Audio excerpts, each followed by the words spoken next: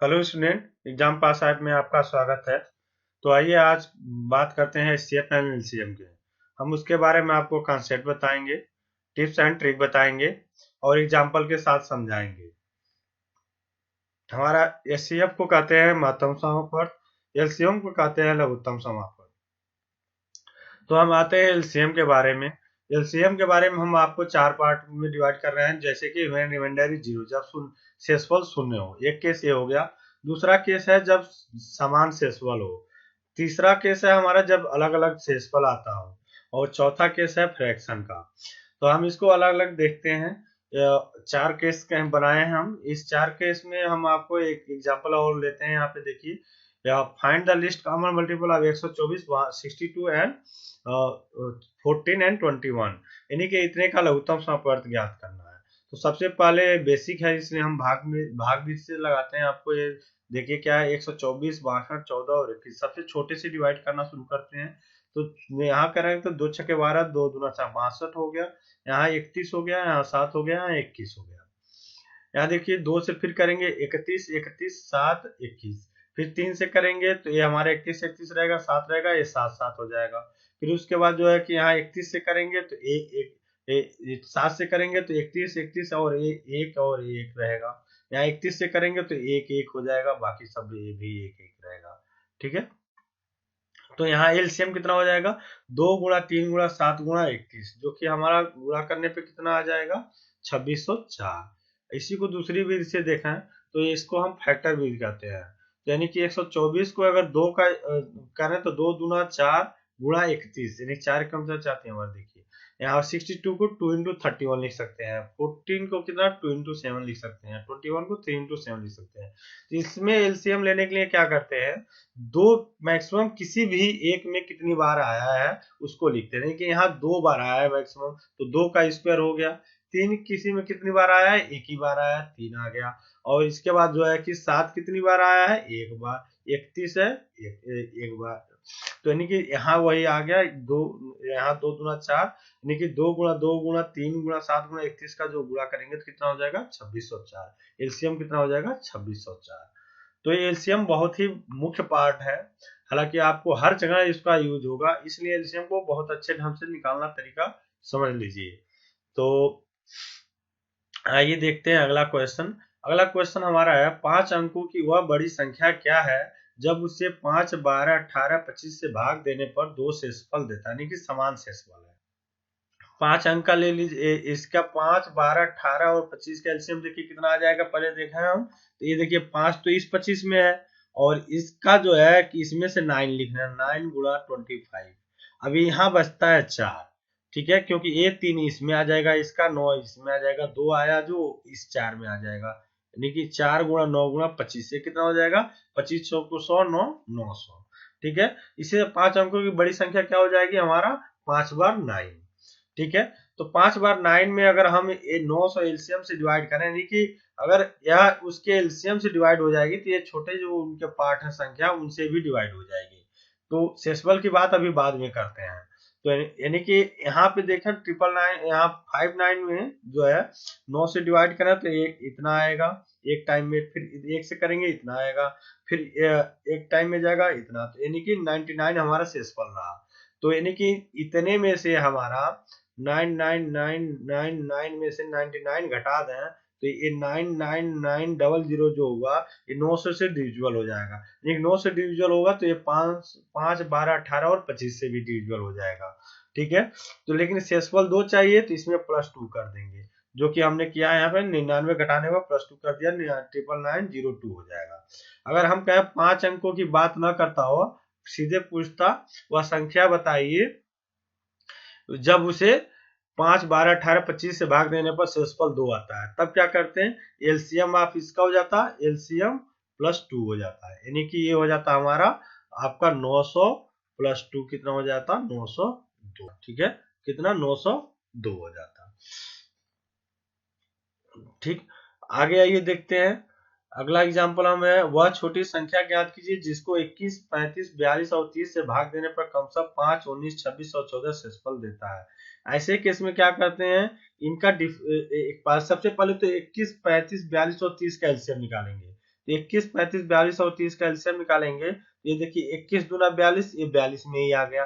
देखिए 42 एक ले लीजिए। उसके बाद क्या लिखना है आपका, देखिए यहाँ 7 छक 42 होता है और यहाँ 7 पच 35, यानी कि 5 इसमें भी ले लीजिए, तो 5 42 में नहीं है और 6 7 42 यहाँ। देखिए अब इसका एलसीएम 5 दूना 524 से 21 हो गया, इतना हो गया। ठीक है, इसी तरह हमारा डिफरेंस अंतर निकालेंगे। हम 21 के जब डिवाइड कर रहे हैं शेषफल हमारा 5 आ रहा है, तो इसका डिफरेंस 16 हो जाएगा। 35 में से 19 को हटाएंगे उसका भी 16 आएगा। 42 में से 26 घटाएंगे उसका भी 16 आएगा। 30 में से 14 घटाएंगे उसका भी 16 आएगा। तो जो है कि रिक्वायर्ड नंबर हमारा क्या हो जाएगा, एलसीएम माइनस डिफरेंस होता है। ठीक है, तो यहाँ जब डिफरेंस वाला अंतर वाला हो तो यहाँ एलसीएम लेके माइनस लेते हैं और समान शेषफल में एलसीएम प्लस रिमाइंडर कर देते हैं। तो यहाँ देखिए 210 माइनस 16 कितना हो गया, 194। ठीक है, तो याद रखिएगा जब ये अलग अलग वाले आते हैं तो इनका जो डी आता है वो एलसीएम से घटा दिया जाता है और समान शेषफल वाला आता है तो वहां प्लस आर कर दिया जाता है। ठीक है, आइए अगला एग्जांपल देखते हैं। हमारा फ्रैक्शन का केस जब हो, यानी कि 3/8, 4/12 और 9/20 और 81/128 का एलसीएम ज्ञात कीजिए।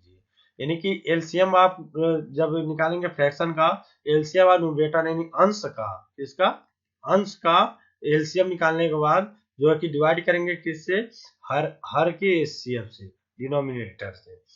3 4 9 81 का एलसीएम, लेकिन देखिए 3 और 9 81 के अंदर आएगा, इसके फैक्टर में 4 अलग है जो कि इसमें से कोई भी दो कॉमन नहीं है। लेकिन 4 1 कम 4, 4 बटे 32, एलसीएम कितना हो गया हमारा 324। ठीक है, उसी तरह एचसीएफ देखा जाए 8 12 20 और 128 का। यहाँ देखें 8 से पूरा तो किसी में डिवाइड नहीं होगा, लेकिन 4 जो है सब में कॉमन है। 4 सब में कॉमन है, जो कॉमन होता है वही हमारा एचसीएफ हो जाता है। तो यानी कि 3 2 4/4, 4/32, 4 एकम 4, यानी 81। एचसीएफ हो गया हमारा एलसीएम हो गया 81 किसका, इस फ्रैक्शन का। इसी तरह आइए हम देखते हैं एचसीएफ के बारे में। एचसीएफ में भी हम क्या करेंगे, 4 केस होगा, जब शेषफल शून्य हो, जब समान शेषफल हो, जब भी भिन्न भिन्न शेषफल हो और फ्रैक्शन का केस हो। तो यहाँ देखिए जब 1625 और 975 का एचसीएफ ज्ञात कीजिए। इसका ज्ञात करने के लिए 1625 में 975 से भाग करेंगे। देखिए हम करके दिखाते हैं यहाँ। 1625 में 975 का डिवाइड करेंगे। ठीक है, एक कितने टाइम जाएगा, एक टाइम। 9 7 5, 5 में से 5 गया 0 और उसके बाद 12 में 7 गया 5, 15 में से 9 गया 6। ठीक है, और इसके बाद देखिए ए बड़ा हो गया, ए बड़ा है ए छोटा है, तो अब इससे उसमें डिवाइड करिए 9 7 5 में। ये कितने टाइम जाएगा, एक टाइम। ये देखिए कितना हो जाएगा, 5 7 में से 5 गया 2, 9 में से 6 गया 3। अब ये देखिए इसके डिवाइड करिए इसमें 6 5 0। ये कितने टाइम चला जाएगा, 2 टाइम। 2 5 10, 2 में 4 1 5, 2 3 6, निक कट गया। एचसीएफ कितना आ गया हमारा 325, जो कि हमारा जिससे डिवाइड होता है वही हमारा एचसीएफ हो जाता है। जिससे डिवाइड होता है वही हमारा कितना हो जाएगा, एचसीएफ। ठीक है, तो हमारा एचसीएफ कितना हो गया 325। ये हो गया हमारा भाग।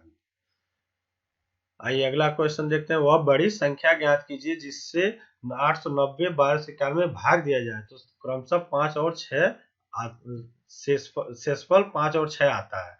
यानी कि वह संख्या ज्ञात करना है जिससे इसमें डिवाइड करना हो। तो वह बड़ी संख्या होती है, वह कौन सी होती है, तो जो इनको और इनको डिवाइड करे तो क्रमशः 5 और 6 शेषफल आए। तो और एलसीएम में, एलसीएम जो नंबर निकालना होता है जिसमें डिवाइड करना होता है, ये वह संख्या ज्ञात करना है जो इनको डिवाइड करे। तो यहाँ देखिए क्या करेंगे, इनमें से इसमें से 5 घटा लेंगे, इसमें से 6 घटा लेंगे। देखिए ये हो जाएगा 8 8 5 885 और 12 5 1 में से 6 घट जाएगा 1245। अब इनका एचसीएफ निकालेंगे 8 8 5 और 1245 का, तो एचसीएफ कितना आ जाएगा 15।